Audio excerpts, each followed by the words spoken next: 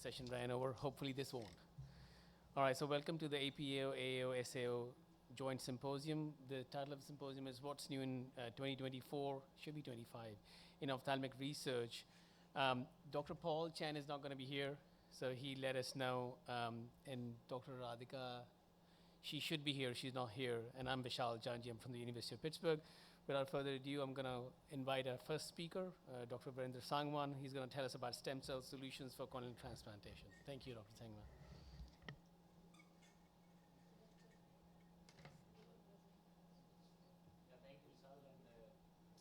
It's my pleasure to be here. I'll be talking about corneal regeneration using stem cell based approaches. I have no commercial interest to declare. Straightway, I like to present this young lady from Nepal who lives in Australia, had bilateral VKC and developed LS, limbal stem cell deficiency over a period of time. And this is how her eye, one of the cornea looked like. This is her other cornea. And she's been managing with the Boston Prose lens or the scleral lens, but now even that is not working. So this is her situation. She's quite active and working. So we did a allo slat, taking the tissue from the brother, and then the surgery was done in one eye. This allo slat is a way of doing a technique of doing simple stem cell transplantation, and she received full dose immunosuppression. The full dose immunosuppression consists of 3 drugs: oral cyclosporin, azathioprine, and oral steroids. So 2 weeks later, she develops unaided acuity of 624 and improving to 6.9. And few days later, I did the other eye also. So 6 weeks later, she is 6.6 part in one eye and 6.18 unaided, 6.9 with Boston scleral lens. And she continues to be on systemic medications, well maintained, and she sends a report from Australia. This is the almost 20-year follow of a patient who underwent a similar procedure but cultivated limbal epithelial transplantation in 2001 with a very similar systemic immunosuppression protocol. So, cornea is very susceptible to trauma, and all kinds of pathologies affecting the epithelium, the stroma, or endothelium. So I'll talk very briefly about each of the layer, what is in the regenerative space. This is a patient in which we did a simple limbal epithelial transplant, had some scarring, and he didn't want further surgeries, so he wanted to wait. He used to come every 6 months to 1 year, and over a period of time, you can see there is improvement in the vision. The question is why? And we postulated that is probably the mesenchymal cells in the limbal explants are the one which are helping this particular cornea. Based on that idea, one of my fellow at that time, and now is a full-fledged faculty and an active researcher, Sayan Basu, he did a work with Professor Fundenberg in University of Pittsburgh, and they figured out that yes, the mesenchymal cells are very important, and Professor Fundenberg had a very long history of working on the mesenchymal cells and figured out the clinical translation for them. And science simply replicated that model in a mice in Pittsburgh, and they published this result. So when you look at the therapeutic benefits of mesenchymal cells, they are very important, they are multipotent, or they have different kinds of effects in different situations. There is a very good active researcher in Harvard. His name is Sunil Chauhan. He has been working on the idea of mesenchymal cells for chemical injuries in the rabbit model and the mice model. He has figured out that it's the HGF, the hepatocyte growth factor, which is the key ingredient in mesenchymal cells. And based on that idea, they have started a company called Claris Bio, which is doing a clinical trial in the use of HGF in treatment of the neurotrophic keratitis. And similar kind of work Sayan and his group are doing in an LVP, treating the different kind of pathologies with mesenchymal cells, and this is now FDI, this is DCGI approved. This is the example here. And I think there can be variety of applications for mesenchymal cells, chemical burns or Moran's ulcer or VKC. So I see these potential applications. There's another interesting application that we are using. The exosomes derived from the mesenchymal cells are being used to develop a liquid cornea called Curogenics, along with Pandorum, a startup company based in Bangalore. And this is a animal or rabbit model in which we have tried this treatment. The endothelial regeneration is led by Professor Kinosita, and I was recently 2 months back in his city in Kyoto. They are doing this treatment for a long time, and now it is commercialized in Japan along with the Japanese government and a company called Orion Biotech. And this Orion Biotech is now purchased by Alcon. Just morning only Professor Kinosita told me that this company is bought by Alcon in all stocks deal. So it looks like there is a moment of increasingly there is a commercialization of regenerative treatments. And this is a short video of the SLAT. I very quickly run through that these are 3-year result. This is 12-year outcome of a patient who underwent SLAT. So this is very, very stable. Similar, another patient of 12-year follow-up. And if you look at confocal microscopy, 10 years later, you can make out that operated and unoperated eye hardly any difference. Similar is the subbasal nerve plexus. And these are, further innovations in SLAT. In Russia, they have been able to do SLAT without glue and without amniotic membrane. And this is pioneered by Professor Boris Malugin. And he's even using femtolaser for doing SLAT. Very interesting. And I'm very excited that he's further refined. There's one Dr. Jain and Dr. Mittal. They think, and they are reporting use of SLAT without amniotic membrane, which means that you can further reduce the cost, and it can really penetrate in the societies where the surgery is needed the most. And these are some of the other, comparative study by Namarta. And when you look at the cost, it is a very, very cost-effective treatment. We have published in BJO in 2023 about the cost-effectiveness of this treatment. So in summary, the SLAT is a very effective, replicable, repeatable procedure utilizing the stem cells and a surgical technique, and it allows the corneal epithelial regeneration, and it's very, very stable treatment. Thank you very much. Thank you, Dr. Sangwan. Any questions from the Yes, Vishal, if I can answer any question, because I have to run to another session. Yes. So that was a very interesting talk. I have only one question. So what do you think is the biggest barrier? Because you see most of the innovations are coming from the Asia-Pacific region, which is great. And United States is still lagging behind.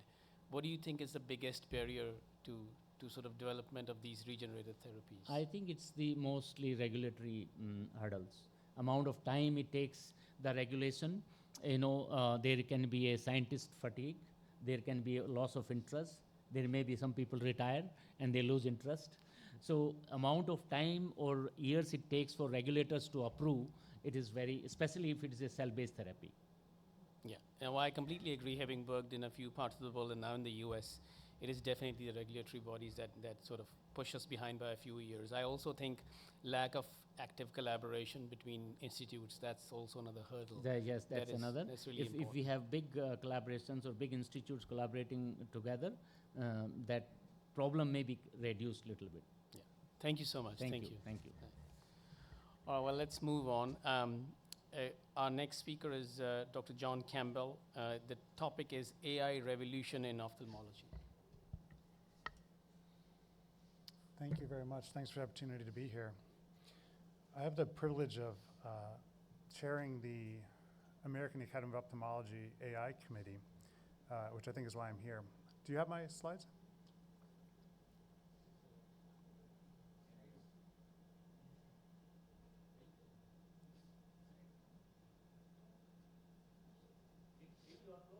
I did, yeah.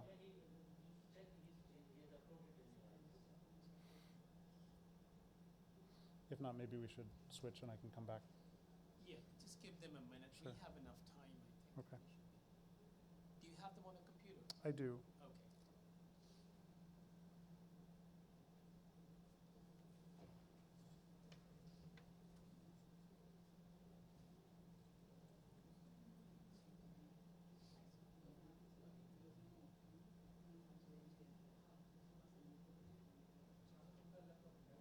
You have your laptop on you right now? Yep.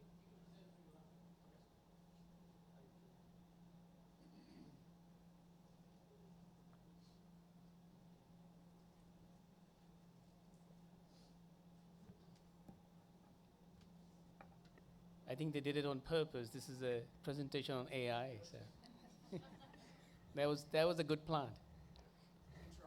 Thanks.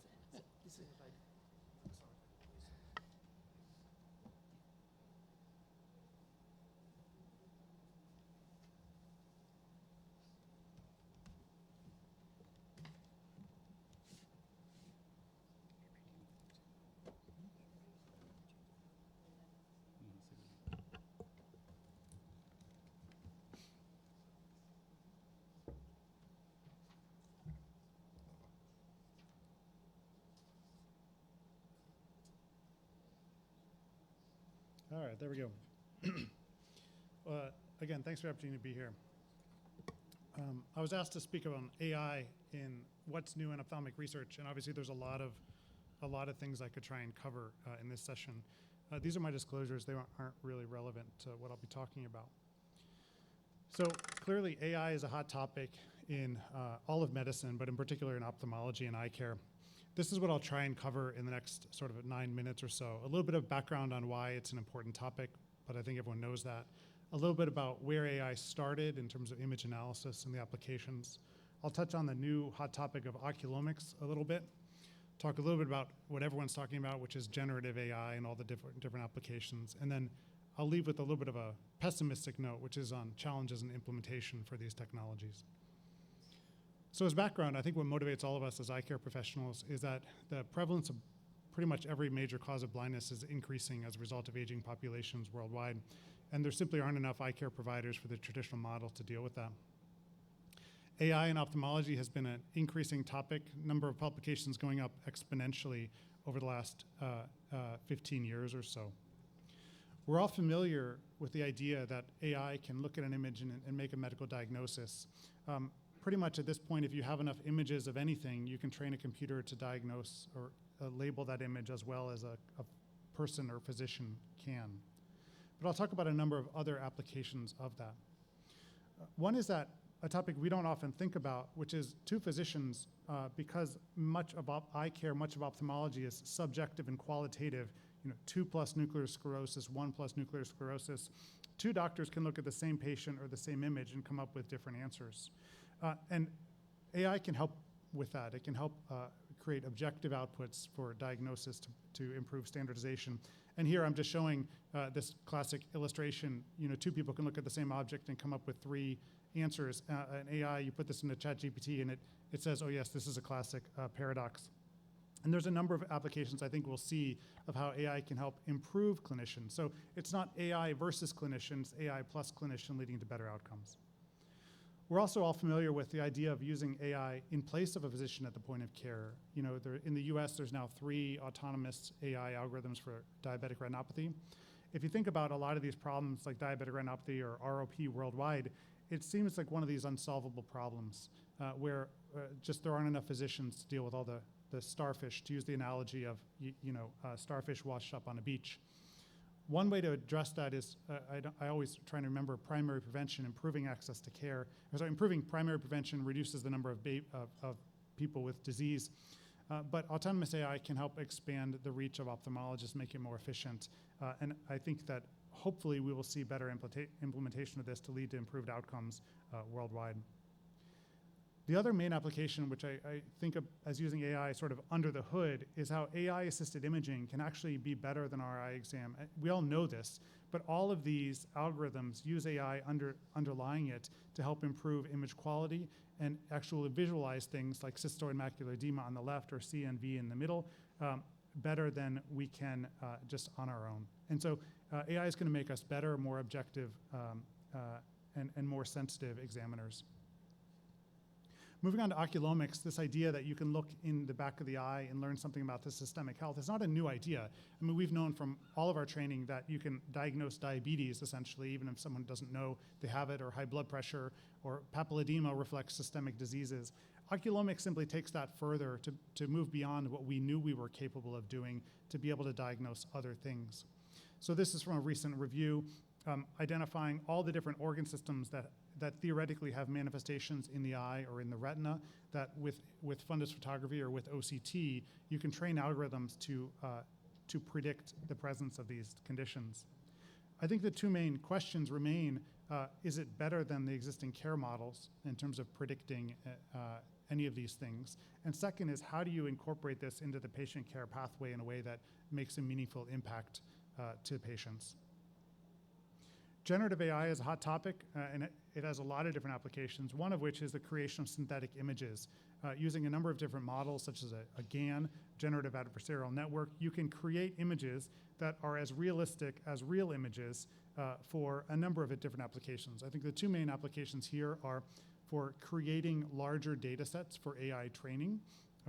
You can create a data set of entirely synthetic images to supplement or replace the need for authentic images for AI training. And we and others have demonstrated that you can create a fully synthetic data set and train algorithms that work as well as if it was trained on real data. The other potential benefit of this is for education. Given that there's challenges around data sharing, you can create and educate using entirely synthetic data, which gets around some of these issues. There's also a number of different networks that can take an image and modify it to take an image, for example, of a baby with no ROP and convert that same image to having ROP. And then I think the elephant in the room is all of the implications of large language models that are coming, and there's no possible way to summarize this in the talk. But to make an illustration, on the plane ride here, I asked ChatGPT, do you think it's safe to rely on ChatGPT for patient care-related questions in ophthalmology? And it said, that's a thoughtful and important question, and here's what it came up with. And I'd encourage everyone to play around with these models and sort of see how you feel that it can help you improve your practice and improve your career. ChatGPT doesn't think it should be used at this point for real-time patient care for a number of different reasons. And perhaps the most important is that the last two here is that these models can hallucinate, so they can give you very factual-looking information that's completely false, including making up entire references from the database that says, it'll give you an author, it'll give you a journal, it'll give you a page number, but when you actually go back and look, it's completely made up. And the last is, we've discussed in the first talk regulatory challenges, and these definitely are affecting implementation in ophthalmology, but they also have a really important role. And so we have to balance that, because all of these technologies have potential harm. And so the regulatory bodies do play an important role in trying to prevent that. So what does the future hold? Well, AI is more than just image analysis. It can combine that with LLM to take a patient history with more time and accuracy than I'm going to have at the chair side. It can review all of the entire medical record way faster than I would ever be able to do. And it's essentially make a Dr. House. This is a US television character who's one of these diagnostic whizzes. And the idea is that with this technology and combined with our own clinical skills, it's going to make us better than we are on our own. And so the last challenge I'll leave you with is, all of these papers, there's been a lot of talk on how ophthalmology is leading or was leading in this space, but unfortunately, it's not. In 2025 or late 2024, despite all the papers, there have been only 6 companies obtaining FDA clearance for software as medical device in the US. Here's a quote from Mike Abramoff. Years ago, I had a vision of the impact AI would have on healthcare, but quickly found out that vision validation and commercial adoption are very different things. And so I think this is the biggest area we need research in, is how you move from an idea that that an AI algorithm could reduce blindness to have it being impacted on a population level. And I'll just refer you, this is a paper that we wrote as part of the AI task force. It's in TVST summarizing this topic. In summary, AI is a tool. If used properly, it has incredible potential to transform ophthalmology. If used improperly, it can cause harm, just like doctors. But use requires not just efficacy, but effective implementation. Thanks so much. Thank you, Dr. Campbell. That was really nice. Any questions from the audience? That was a very nice talk. Can you just tell us something about the current status or maybe the role of predictive AI in ophthalmology? So the question is the role of predictive AI in ophthalmology. You're talking about like risk of future disease or something like that. Yeah. So there are a number of different applications, and we can talk later offline. We know that you can take an image and predict future disease worsening of diabetes, for example. You can take OCT and predict exudation, conversion to exudation. There's a lot of evidence that these algorithms, in particular combined with the clinical demographics and history, can predict future disease states. There's two challenges, implementation, and the biggest is these become medical devices once they act on images, and so they end up having to go through the regulatory process. And so we have to think through, and as a field, we have to think through how much value there is in that, and is there going to be a mechanism to get these algorithms approved in a way that's commercially viable. So I think there's a lot of research suggesting that, and that's one of those areas where the disconnect between research and implementation is pretty big. I agree. I think the predictive AI is where probably radiology is leading the field right now. You know, one of the few initial papers on predictive AI were actually on radiology and, you know, prognostication and prediction of any lesions that are potentially cancerous as well. Any other questions from the audience? Anyone in the room who uses ChatGPT in the clinic on a regular basis for anything? You do? Can you tell us what you use it for? Can you please use the mic?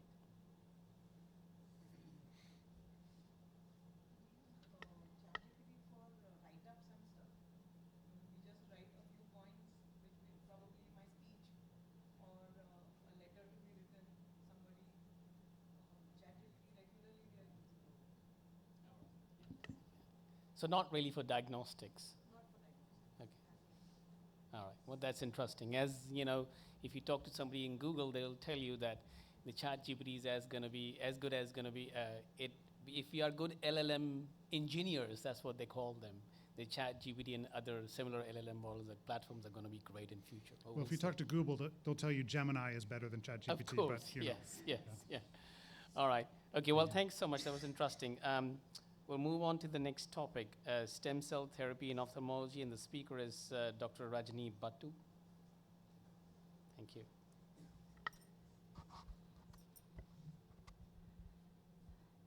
Yes, thank you so much. Good afternoon, everyone, and thank you for this, invitation for this wonderful symposium. While the title says stem cell therapy in ophthalmology, I'm going to literally restrict myself to stem cell therapy in retina and what we do. So most diseases, IRDs and dry AMD and so on have no treatment, and that's one of the reasons why I'm here. The burden of these diseases is quite large, in India and the Asia-Pac region. And so if you look at the treatment, aspects, those that are mutation-specific are, gene therapy and so on, whereas, optogenetics and cell therapy, and in fact, the newest, the kid on the block, Neuralink, is all going to be mutation, agnostic. For a long time, embryonic stem cells were used in, stem cell research. So when Professor Shinya Yamanaka showed that you could actually create stem cells from peripheral blood or a skin tag, and these are called induced pluripotent stem cells. It changed the world of stem cell research, and most of us use iPSC as they are called today in research. So I want to use the next few slides to talk about, my journey with iStem. So iStem is a stem cell-based startup based out of Bangalore. We started with the specific idea of treating retinal diseases. So while the eventual idea is to look at IRDs, we've started with using iPSC-derived RPE cells for dry AMD or geographic atrophy specifically. So the previous speaker spoke about the timeline it takes from a proof of concept to literally commercialization, it can take anywhere up from 15 to 20 years. And we were talking about the reasons why it's hard to continue for 20 years. Clearly, 20 years is a very long time to withstand research to go to commercialization. So this is what the entire overview of how the lab work happens. It literally mirrors what happens in the human eye. And we start with iPSCs, and by the time we come to this set of mature RPE cells, this is about a 120-day protocol. And I'm just going to spend just a couple of slides on what happens in the lab. Once we have the cells, we've got to make sure that they are indeed RPE cells. They have the same neuroectodermal lineage. So immunohistochemistry is used a lot in ensuring this. So we've got to make sure that these are mature RPE cells. They're secretory. You have a pure population of cells. And then you look at the genomics of the RPE cells, and then whether they are functional RPE cells, before we say that here we have a protocol that we can go into GMP manufacture. So while I sort of show this in 5 slides, this has taken us about 5 to 6 years to get to the point of saying we actually have a GMP product. And so once you have the initial lab results out, the next step is to look at small animals. So we were talking about collaborations. So most of our small animal studies happen at KCI Institute in Portland, and we use the RCS rat as the model. The RCS rat has a MERTK mutation, so it sort of loses the RPE first and then the photoreceptors, and therefore is a good model both for AMD and IRDs. So the cell transplantation in these animals is not like the human eye. It's about 1/4 the human eye. So it's a blind procedure. It's a transscleral injection of the cells that happens. And so we actually showed a significant results in terms of the functional improvement, the structural improvement. So that's one of the fundus photos in a rat. So there is no macula here, so you sort of inject them either superiorly or temporally. And you use the outer nuclear layer as a surrogate marker for, to show that your RP cells are functional. This is the overall summary of all the studies that have happened since 2017. So we had to show also, in addition to all of that, I said we had to show that the cells are safe. You got to do tumor studies. You got to do toxicology studies. So the toxicology studies we actually conducted at Dabur Research Foundation, near Delhi, and once all of this was done, the next big problem we had to solve was how do we actually deliver these cells into the retina? Because some of the studies that have been done earlier have shown that the reflux of cells that happens when we inject this is a major problem. It can create large ERMs to the extent where you may need to go back and remove the ERM and so on. So we decided to go to Singapore Eye Research Institute to look at these, to understand how we actually can do these surgeries. So several surgeries done to understand, do we create a bleb directly? Do we inject BS and then inject the cells? Is there a way to reduce the reflux using PFCL? Several surgeries done to understand what is the ideal way. So this is the overview, and then once we had all of this, this is the entire regulatory roadmap that you have to go through, including your validations, your CMC, your chemistry manufacturing. So there is a lot between once you have the lab, the animals, before you actually go into the clinic. So once we had all of that, we went to the DCGI, and we applied for phase 1, an IND application, investigative new drug application. And we got the approval for our phase 1 studies on April 1st of last year. So we then started our phase 1 trials. So phase 1 trials are typically always safety studies. You got to make sure that, so you pick patients with very advanced disease, and you show that what you're injecting is not creating any harm. So do no harm is the byline for phase 1 studies. So we have a traditional 3+3 design. So 3 patients each with 100,000, 200,000, and 300,000 dose, conducted across 3 sites in India. LV Prasad Eye Institute in Hyderabad, All Indian Institute of Medical Sciences, and RP Medical Center in Delhi, and Ganapati Netralaya in Jalna. So the 3 centers with 9 patients overall. Of course, very strict inclusion-exclusion criteria. Like I said, because we need to pick patients with advanced disease, the vision in the study eye had to be less than 2200. And we also had strict GA lesion size that we had. So those are the most important for the inclusion criteria. And of course, a whole host of exclusion criteria to make sure that, you don't cause any harm to the patient. So these are allogenic cells. These are not, autologous cells. So that means our initial group of cells was from iPSC, so these are allogenic cells, and therefore the patients require systemic immune suppression. So we've used 2 systemic immunosuppressions. One is tacrolimus, other is MMF, tacrolimus for about 6 weeks, and MMF for about 3 months following the surgery. A lot of debate has gone on about the primary and secondary endpoints if you look at across clinical trials. So fundus autofluorescence and the safety endpoints, because the safety trial, these were the primary endpoints. And your BCVA, your fundus photo, OCT, microperimetry, and the NEIVFQ were our secondary endpoints. If you look at the results, so that's just one of the surgeries. I'm just going to show you just, in fact, Dr. Rohan, who operated on this patient, is sitting here. So these surgeries are done using a 38 gauge needle with the tip being about 41 gauge. And it's a direct injection, into the, under the retina once the vitrectomy is done. So that's another one done. So this amount of, so while this was reflex of air mostly, some amount of reflux is inevitable. So there's no way to not get that, but how do you sort of solve that? How do you remove that? Then becomes, what makes the difference in your surgery. So that's the overview of our phase 1. We've completed all 9 patients, and we've had no SAEs, let me not use the word major, no SAEs. And so, sorry, let me go to this. Okay, so one of the things that we have noticed is that a mild preretinal hemorrhage is almost, seen in every surgery, simply because and the retina is very thin. It's nearly impossible not to have a mild preretinal hemorrhage, but most of them resolve by the first post-op day. Just 1 out of the 9 subjects, it went on for about 2 weeks. We've had no raise in intraocular pressure. We've had no, reaction, AC reaction, vitreous reaction in the eye. So overall, we've had very, very good, safety data. So we've used fundus autofluorescence. A lot of questions about how to use this manual versus using AI generated. So these are we're still learning on the go. We have shown that in the study eye, the area of autofluorescence has reduced a bit.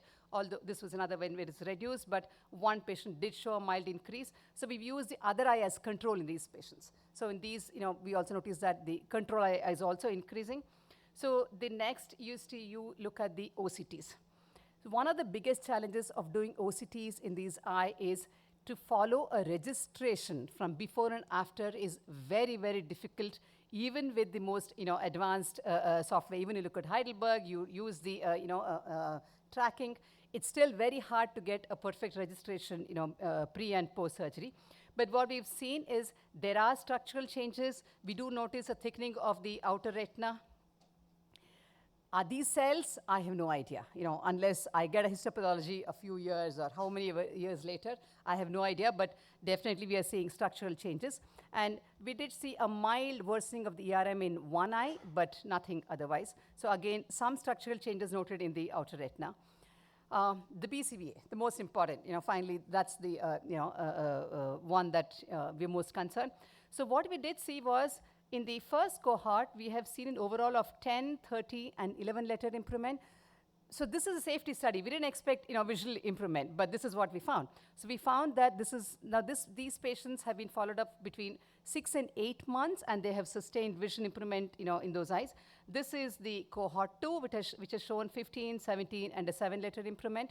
And these patients have been followed up for an average about 4 months now. The third cohort has just been done, and it's too soon for us to say anything. So a definite improvement in the quality of life that we see. And looking at microperimetry, while we look at microperimetry to understand where to inject, because we have an emerging board that sits and decides and uses microperimetry and so on. Otherwise, we've not found it very useful because it's a very subjective test. So in summary, we've successfully completed the phase 1 trial, no adverse events, mild preretinal hemorrhage, mild worsening. An average of 14.9 letters of improvement is what we've noted in the first 6 subjects. So we are now going to submit this to the CDSEO and before we start our phase 2 trials. So that's our overview. So that's the bioincubator in Bangalore, where we are located at. It's in a beautiful part of Bangalore, and that's my team. So you see that it's a very women-centric team. Women are the ones who are doing most of the work, on the ground. So thank you. I invite you all to Bangalore, if you are ever in that part of town. So please do come and visit us. Thank you so much. I'm sorry, I did overstep the time. I realized. I'm sorry for that. No, don't worry about it. That was really exciting. And that's coming from a cornea specialist. So I'll probably need some retina folks in the room to start some questions. Dr. Rohan Chawla, like you're the one person that... He's been also part of the, yeah. So he'll give the first-hand experience of how it was to actually... Please, Oh, in fact, tell Dr. us. Shaurya. So both of them are part of the, yeah. It's been my privilege to be part of this, and I'm really proud that for the first time in India, someone is doing such great work, basic science work, and we have been able to make these iPSCs in India itself. And we are the last end of the chain. We are just injecting them subretinal. But you saw the entire graph, so a lot of hard work done by them. Kudos to them. Thank you. Sure, Thank you. but Yeah. tell us a little bit more, Dr. Rohan. How does this compare to the existing very few therapies, the newer ones for geographic atrophy? Yeah, so the complement-based injections, we have actually do not have much experience. They're not yet available in India. But from what I hear and what I have seen, well, the monthly injection is a little difficult protocol to follow. And for such a long time for the patients to persist and probably go on through it, I don't think it would be a very feasible idea for a very long term. Either they come up with an implant which slowly keeps releasing the drug, that might be helpful. So I don't think that might catch up for a very long run. So this type of therapy, which is actually a regenerative therapy, and if it works, would probably be a better option. Fingers crossed, yeah. So one of the challenges that at least I am aware of is, defining the outcome measures when you move Yes. from phase 1. So what do you think are going to be the outcome measures? Are you going to use a facility which has a street lab or something similar? Because I did see you. We have to have a reading center, and the FDA is insistent that we show changes on the OCT. So the fundus autofluorescence that we've used here is what has been traditionally used all along, but now the FDA insists that we cannot use autofluorescence, and we also figure out that even in the areas that we inject, you don't see any autofluorescence changes. So FAF is going to be different. So probably OCT and BCVA, because finally it doesn't matter how much I show on a scan what has changed, but if it's not going to sort of reflect in the patient's vision, it won't make any sense. Sure. But a lot of, yes, in terms of reading center, in terms of, so now for a phase 2, we're going to have 30 patients. So that's going to be a randomized trial. So the trouble with a randomized trial is, what are you going to do with the control? What do you do with the sham? I can't go to an ethics committee and say, I'm going to inject BSS into the eye or subretinally for a sham control. But a sham is mandatory. The FDA insists that we do so we've had 2 pre-INDs with the FDA. So they insist now that you have to have a sham surgery. Sure. So And my last question, what do you think is the role of, if any, adaptive imaging or optics in terms of, instead of using OCT to look at functional imaging? So we're trying on few patients. It's not very easy to capture images when the patient cannot fixate well. So it's not easy, but from the edge of the lesion, wherever the fixation is there. So Dr. Rajni has done few in our patients, and she's going to analyze it. No, so one of the challenges with adaptive optics is it's even harder to look at the registration. To do it before and after the same spot is nearly impossible with adaptive optics as we have today. I'm sure it's going to improve.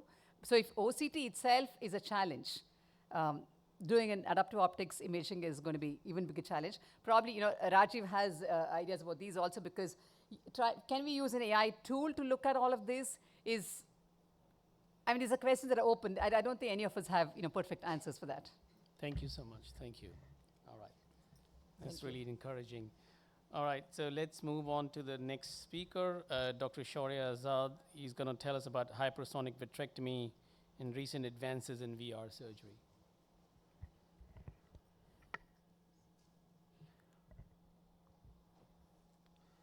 A very good afternoon to all of you. So I'll be speaking on recent advances in VR surgery, and I have no financial disclosures. However, during the course of my talk, I will be speaking about some cutting-edge technologies from different companies. However, don't intend to have any support for them. So at first, I would like to take you to the past from where we actually started. So Robert McAmar was the first person to do an intraocular vitrectomy, and he achieved this with an instrument which he had developed himself, which is called the whisk, which had the vitrectomy and the infusion and the suction and the cutter, and all was put into a large bore instrument because it was a single port vitrectomy. And as you can see, it's quite big, and it had a very modest cut rate of about cut per minute. And when we go intraocular, you can see that even the father of vitreous surgery is having some amount of struggle. And moving on over here to the present scenario, we are having minimally invasive surgery with smaller instruments, good illumination, good visualization, adjunctive adjuncts in surgery which are actually helping us do the surgery, and laser, which is state of art, which is very well reproducible, and suddenly you end up doing a very good surgery, and even an average surgeon like me starts looking good. So what all has changed? What has actually led to something like this? Well, we'll be talking about it. So the vitrectomy machines, as I said, that initially what happened is that we had this instrument which is called the whisk, and at that point of time it was a single port vitrectomy, and thereafter they realized that it is better to have 3 access points, and they proposed a 3-port vitrectomy, and that is when the infusion and the cutter and the illumination all found their different routes of going inside. And then there was different machines for all of these. So in the present scenario, what we have is all these machines. I don't have any particular interest in any one of them. There are many more as well. However, these are the common ones. So these machines have all-in-one console in which you have a laser, you have a vitrectomy machine, and also an illumination. And all of these, still better, in 2025, are going to launch their newer models, which they claim to be having better fluidics, better IOP control, and state-of-the-art laser, like the Alcon is proposing that they'll have a tetra port in which you have a multi-spot laser for an endo laser. So the things are looking better.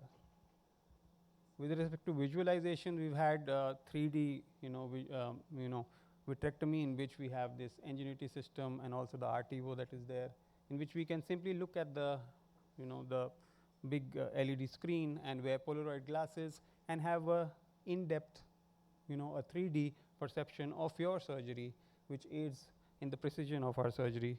And if you can see, simply the ergonomics are also better, as they say, although I don't feel, but you can have very less illumination if you can just focus on the 59% light, which is almost half of what we use normally, and it is less phototoxic. It can provide good magnification, as well as that it can be a very good teaching tool for all the others who are looking. We also have the microscope, which has got an OCT integrated into it.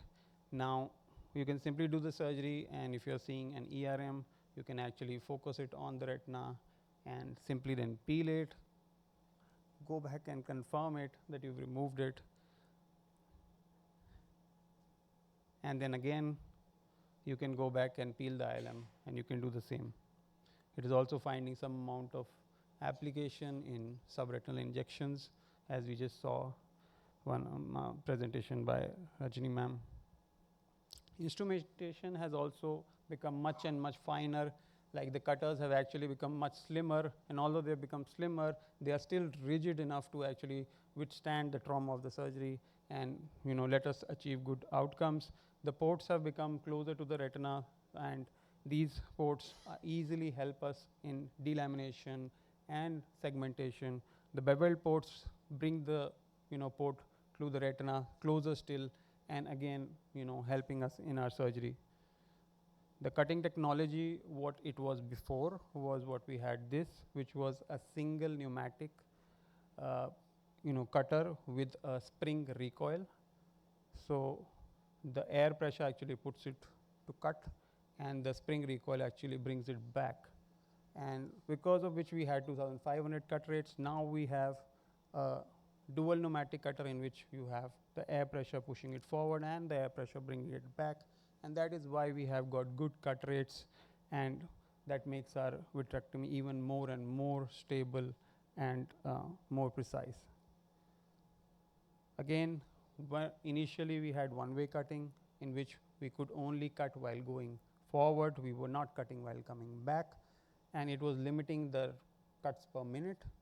And then you suddenly go on to have such a bi-needle configuration which you cut going forward and backward as well, and thus suddenly an 8,000 cut rate becomes a 16,000. The same ways Alcon also has this hyperwidth cutter in which you have a similar sort of a efficiency in which you have a dual pneumatic valve again for to and fro, as well as you have a cutter which is cutting both the sides going forward and coming back, and the bevel actually helps us simply just going and as close to the retina, finding these planes and segmenting it and cutting them. So if you can see even the stability of the chamber, if you see in a 20 cut, the flutter that is there of the vitreous, or for that matter even the retina, is much lesser in comparison to the 10K, and thus it makes our surgery much more predictable and less traumatic. Moving on to hypersonic vitrectomy, well, this was a propriety of the Bausch and Lomb, in which they have this handpiece which has got a transducer which gives this ultrasonic shock waves which dissipates from the edge of the needle, and this then emulsifies the vitreous that is surrounding it, and there is a port right at the center which then just sort of aspirates the emulsified vitreous. And so the port is always open, so in a way the duty cycle is almost 100%, and there is very less traction. However, there are some concerns regarding it because it dissipates some amount of thermal energy, and that can lead to some bleeding or even burns, as well as sometimes it doesn't actually give that much of emulsification as is required, and there must be some strands that are left. As you can see over here, the traditional cutter is basically just pulling, and there is some shearing that is there, whereas in the hypersonic, if it does its job well, then it just kind of aspirates.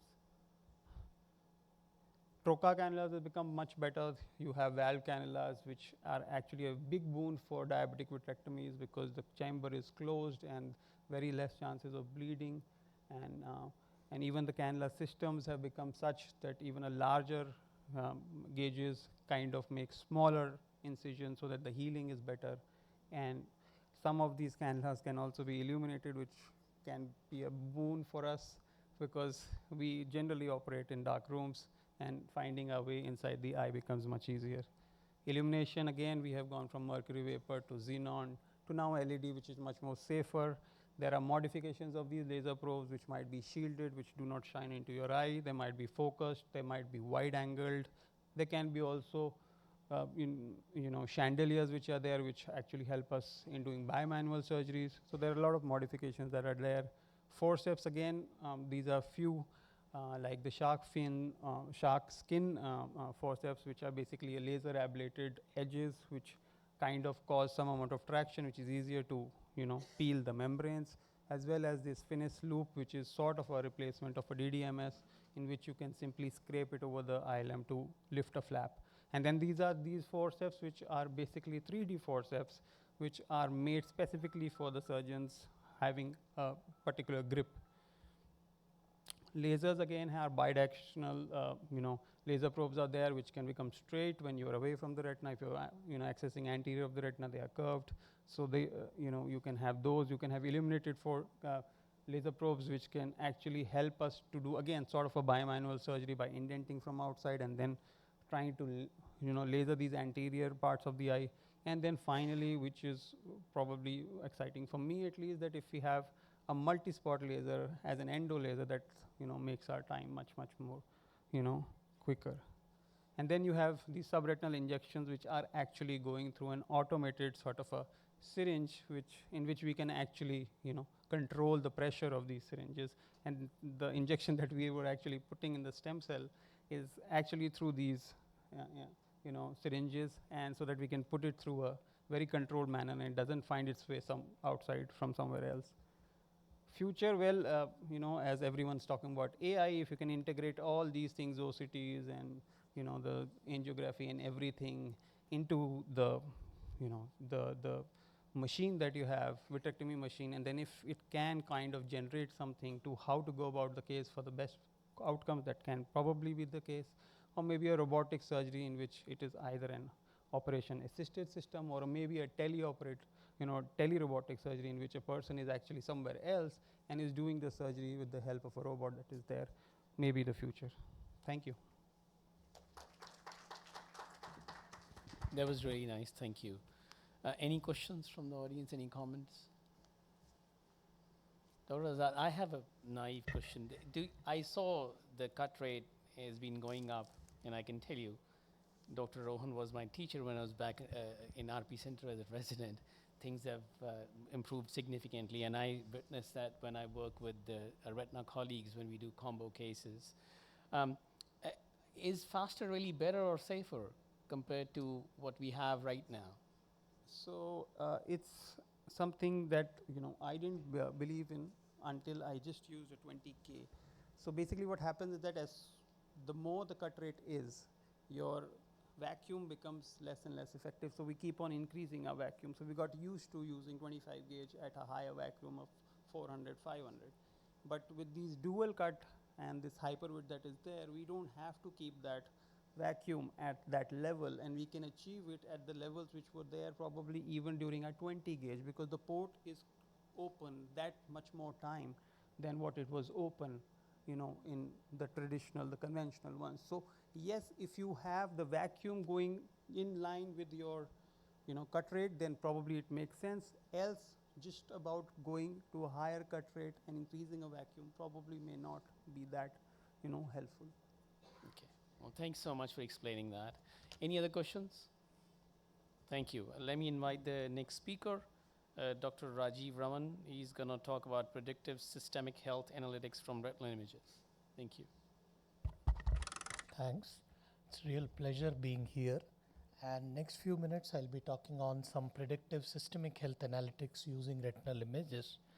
So this was a slide John had shared very recently, his article, where he talks about, that's oculomics, that from retinal images you can take out, you can get information about many other systemic diseases.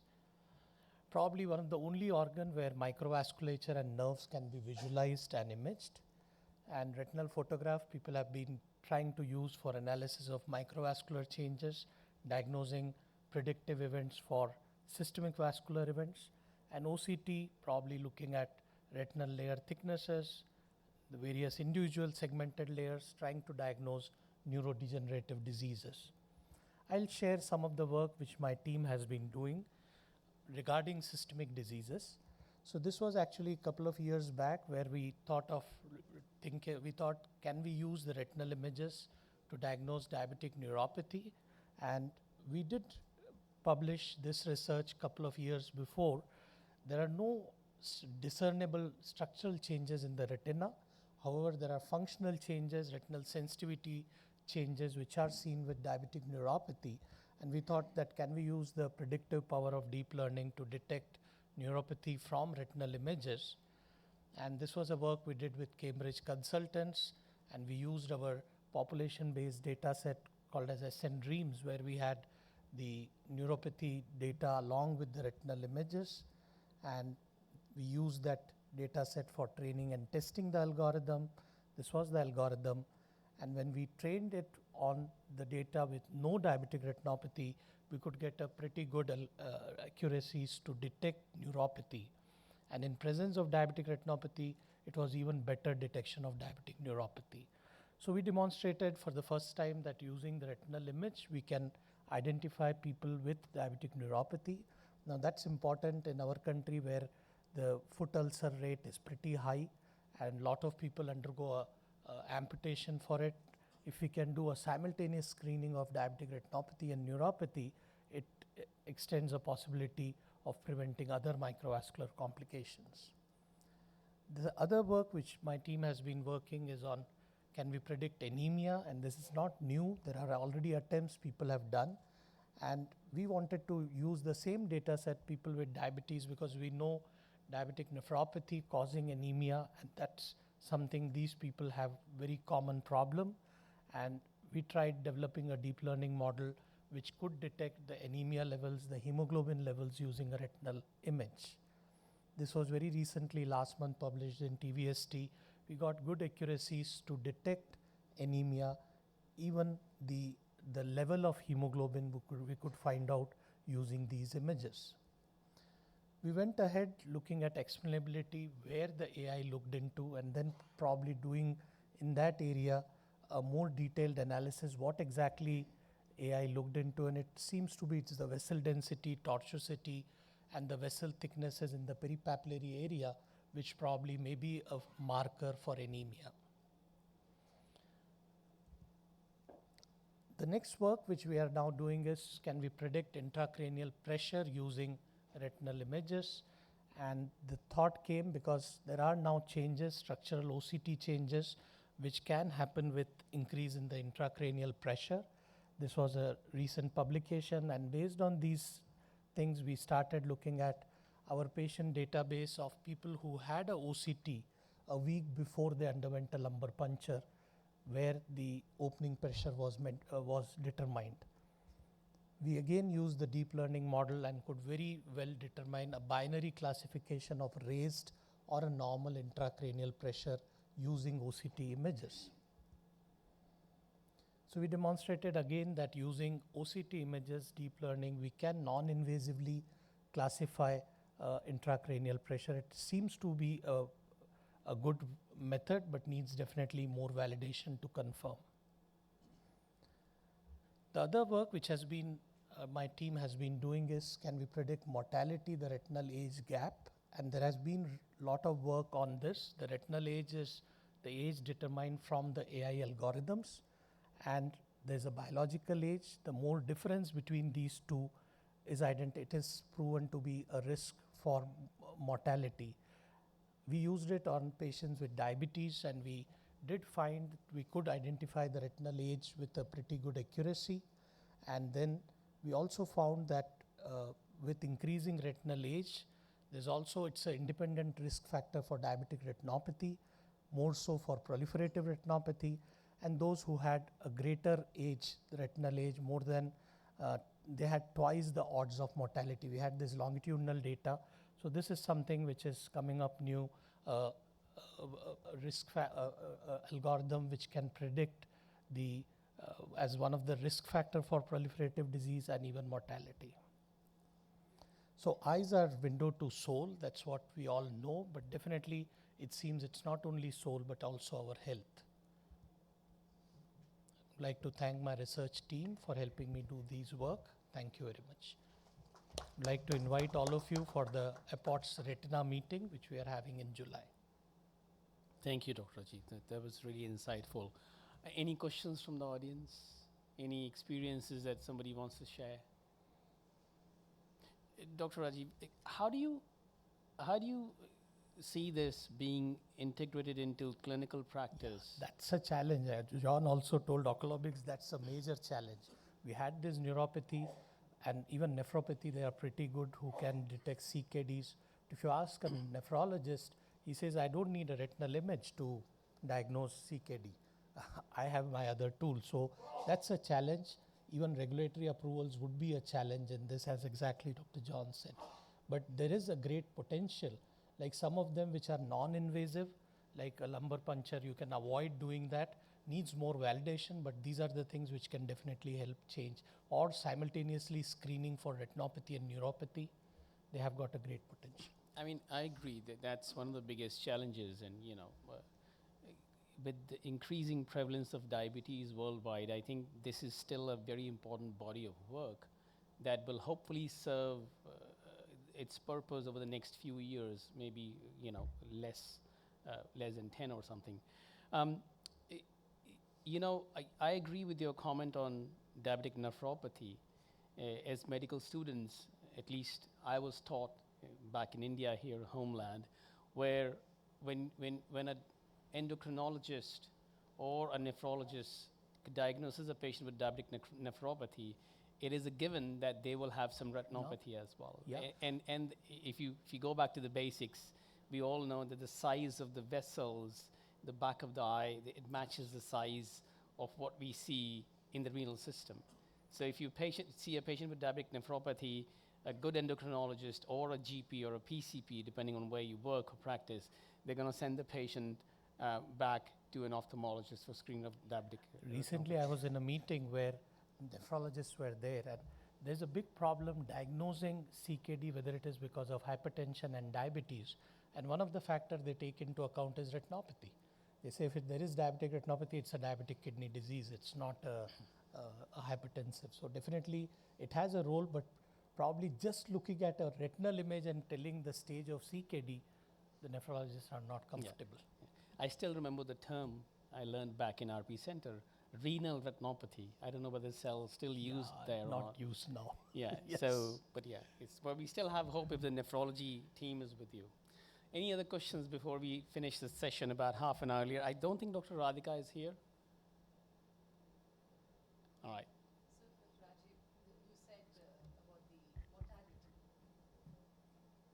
Want to tell me a little, so what happened? How long did you actually follow? So these are the patients who, so there are two cohorts. So we had the initial cohort, we followed them after 4 years, and we had these images of, so when we went back, there were about 200 patients who died. So we had that retinal image before, so we used that image to predict the mortality. We had 4-year thing. A subset of them, about 100 of them, we have a 16-year follow-up. But definitely that's, so this is being recognized now that retinal age, which we detect from by using AI, and the biological age, if there is a big difference between that, that risk of mortality is high. I actually, in this diabetic cohort, I was more interested that this seems to be an independent risk factor for proliferative diabetic retinopathy. I think that becomes important. But what is retinal age? So, have you done it also in patients who are people who are non-diabetics? We have not done, but there are papers which are published on non-diabetic cohorts. I used my diabetic cohort to do this study. Yes, please. There's one question I have. It's more a generic question. So when we start looking at the fundus of patients with a whole lot of systemic diseases, we'll pick up a lot of features. How do we sort of make the differentiation between causation and correlation? So this you are talking about clinically or using AI? Using AI. Yeah, so We might find so many features that say is there in the retina of a person who has CKD. But what is really those linkages that will predict, which could be used as a screening or which are actually again, meaningful? your study question is designed before. So like the anemia, we labeled those images using their hemoglobin values. So you don't just look into that whatever features are seen and then come out that what you are looking. So we were trying to see, can my retinal image predict anemia? So we used those images and labeled it with the corresponding hemoglobin values, and then saw that can my AI algorithm predict those hemoglobin values with accuracy, which we could do it. So whatever, like OCT, we knew that there is a little displacement of Brooks membrane whenever there is a raised intracranial pressure. Many times we cannot make out that displacement, how much it is happening. So we were lucky to have this data set of people who had a lumbar puncture opening pressure. Within a week before, they had a OCT.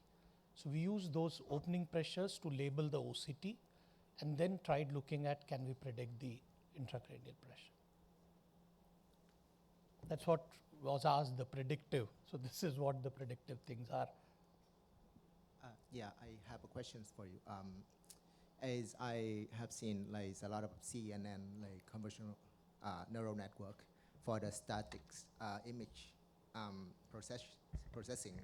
So do you see any chance or opportunities that we could use like more complex model for the real-time diagnostics or prognosis in ophthalmology? Definitely, now it's not only CNNs, we definitely have many other models like transfer learning or hybrid models. in real time, how it will be implemented is something could be a challenge. In research studies, they are done pretty good.